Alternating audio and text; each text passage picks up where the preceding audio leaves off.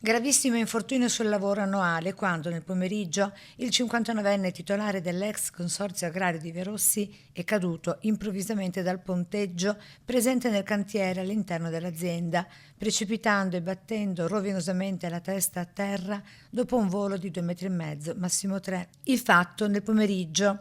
Tempestiva la macchina dei soccorsi con l'arrivo immediato del SUM 118 e i vigili del fuoco che sono riusciti a imbragare e posizionare il 59enne nella barella a terra.